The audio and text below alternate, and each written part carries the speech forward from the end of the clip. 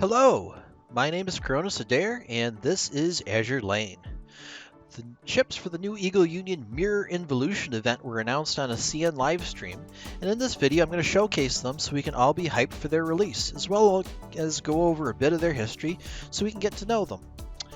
First up, we have the USS Boise, an elite Brooklyn-class ship. No hints on her skills, but her stat line is probably going to be very similar to the pre-retrofit Helena or St. Louis.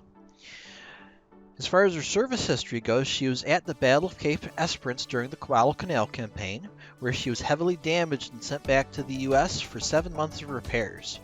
After repairs were complete, she was sent to the Mediterranean to assist with the Italian campaigns, after which she was sent back to the Pacific in time to participate in the Battle of Suryago Strait. I'm not sure why her art has the scuba gear, being named after the city of trees in Boise, Idaho, which is well away from anything scuba worthy. Perhaps Manju or the artist wanted to acknowledge our current times. One of the hints I have seen about her personality is that she's fairly shy and she's supposed to get along fairly well with Honolulu. Next up, we have the USS Morrison, an elite Fletcher-class destroyer. Reported to be a fleet buffing ship, she may be similar to Potter. Her stat line is very likely to be similar to Stephen Potter, given that they're both elite grade Fletcher-class ships.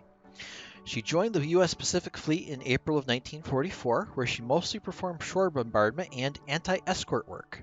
She participated in the Battle of Leyte Gulf, escorting the carrier Princeton. After Princeton caught on fire from kamikaze hits, she assisted with firefighting, but had to pull away after they collided. Birmingham took Morrison's place, but was damaged after an explosion aboard Princeton. Morrison was eventually sunk by kamikaze strikes during the Battle of Okinawa.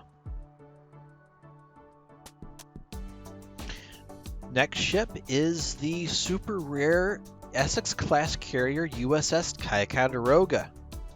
Purported to be very good at single target damage. Maybe the Eagle Union gets a boss killer carrier? Anyway, she joined the Pacific Fleet in November of 1944, just after the Battle of Leyte Gulf. After 3 months of operations around the Philippines and South China Sea, she was struck by a kamikaze in late January of 1945 and had to retire for repairs. Repairs were complete in time to support troops in Okinawa and stage raids on the home islands of the IJN until the end of the war. Next, we have the USS San Francisco, super rare New Orleans class heavy cruiser. She's purportedly going to have very good offensive and defensive skills. Maybe we'll finally get a viable Eagle Union heavy cruiser tank. Our current options in the Eagle Union faction all have flaws. We've got Minneapolis, but she's more of a zombie healer, better for mob fleets, not boss fleets. Then we have Bremerton, but Bremerton only gets 30 seconds of damage reduction. She doesn't have the endurance to go the distance, unfortunately. Finally, there's Portland, who's a pure HP evasion tank, but honestly, there's better options in other factions for that role for bossing. My first impression of her is she looked a lot like Alan M. Sumner's older sister, but then I looked closer at her stickers and I noticed something. If you look closer, they look less like happy stickers and more like graffiti, and they actually reminded me of a meme back in the 2000s called It's Happy Bunny, which was out of Hot Topic. As you see from this cursed image, it fits with her graffiti-like stickers and the baseball bat she's swinging over her shoulders. She gives you very much of a delinquent bad girl vibe, quite the berserker. And that actually fits her service history. I'll go back to the non-cursed image of her. So, San Francisco's most colorful incidents during World War II were during the Guadalcanal campaign of late 1942. She was at the Battle of Cape Esperance alongside Boise, Helena, Salt Lake City, and Laffey. She was serving as the USN flagship during that battle. In a close night action where the U.S. Admiral really didn't understand how radar worked, the San Francisco's captain politely refused the Admiral's order to cease fire when the Admiral was afraid of a friendly fire incident. San Francisco's fire, along with the other USN cruisers, mauled Alba, Furataka, and Fubuki. Furataka and Fubuki sinking as a result of that fire. Now, there was also some friendly fire during this battle, 2 USN destroyers taking damage from their own cruisers. A month after the Battle of Cape Esperance, San Francisco was once again serving as a flagship of a mixed USN force of cruisers and destroyers, under a different admiral, of course, for the first night of the naval battle of Guadalcanal. This was the storied fight where Laffey charged down Hiei. Like the Battle of Cape Esperance, this was a close-range naval melee in pitch darkness under the command of a U.S. admiral who really didn't understand how his radars worked. When the IJN forces spotted the USN line, battleship Hiei and destroyer Akatsuki used spotlights to bracket the Atlanta, and the IJN line opened fire. USN line replied in kind. San Francisco trained her guns alongside other on Akatsuki and savaging her. After Akatsuki exploded, San Francisco accidentally trained her guns on Atlanta as she searched for other targets and put several salvos into her in another friendly fire incident, which Atlanta has a few choice words about, as you can see. Realizing their mistake, San Francisco's gunners quickly switched to Hiei, but the damage had been done. Hiei was enraged by Laffey's charge upon her, and she and her sister Kirishima, as well as a couple of IJN destroyers, set their sights on San Francisco, who was replying in kind, her 8-inch shell fire raining down on the 2 battleships, who of course were responding to her with 14-inch fire.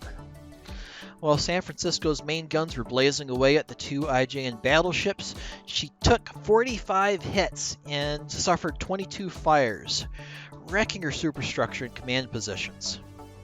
San Francisco was pounded into a wreck, but hadn't suffered a fatal wound. Her surviving crew managed to put the fires out and keep her afloat, limping out of the battle and getting her home for repairs. She was so heavily damaged that it took over a year to repair her damages back at the States, and while she was undergoing repairs, the repair yards took the time to give her a much-needed general modernization, updating her radars, anti-aircraft suite, and generally toughening her up. She rejoined the Pacific Fleet in 1943 and spent the rest of her wartime escorting carriers on shore bombardment duty, participating in the Great Marianas Turkey Shoot, as well as the action around the invasion of Okinawa.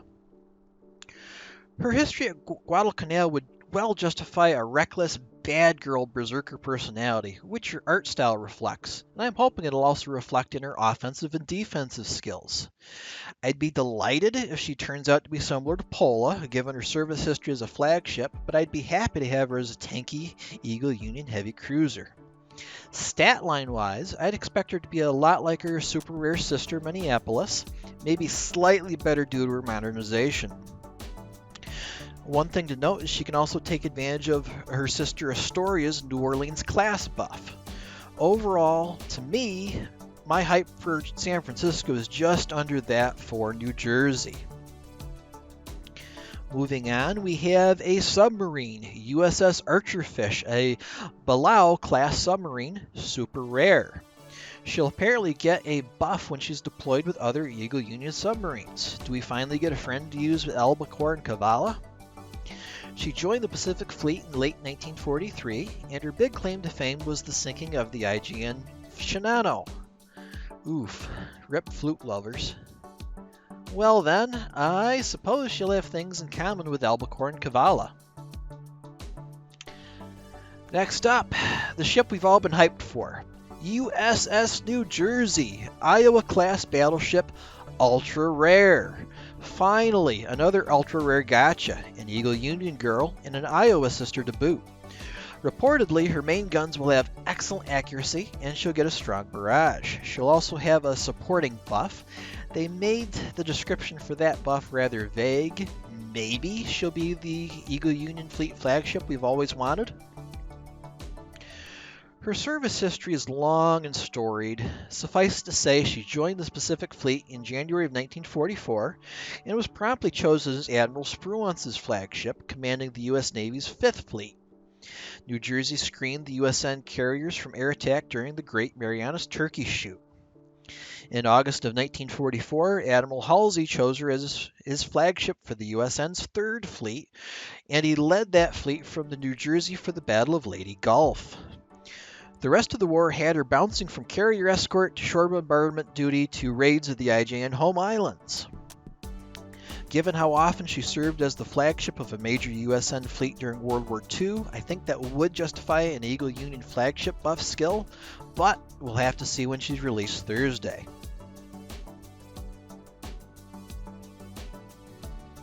One common thread about all these new ships is they either joined fairly late and represent the Eagle Union's latest technology, or they spent a decent amount of time in a repair dock where they received upgrades and rejoined the fleet around the similar time as the others. I think that all these girls are supposed to represent the improving technology of the Eagle Union, and that's why that many, especially New Jersey, look fairly futuristic. Other news. USS Independence Retrofit. We'll have to see if her retrofit stat boosts and her retrofit skill make her competitive. There's a lot of good CVs she'll have to stand out against, but her new art is awesome.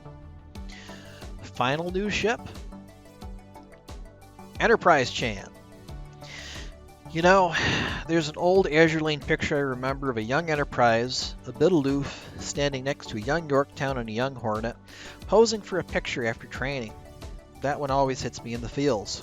So I'm really not sure how to feel about this character. There's also plenty of new skins, some merch, but that falls outside of the scope of this video. And now to wrap up the video up, new meta announced, Helena meta. I'm conflicted about this. Helena herself is such a cinnamon roll.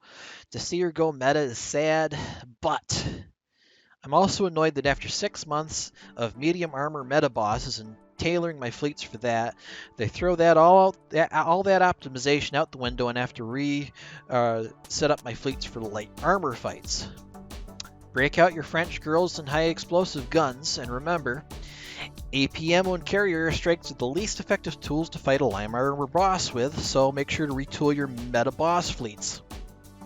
With that, that's the end of this video. Thank you for watching. Goodbye.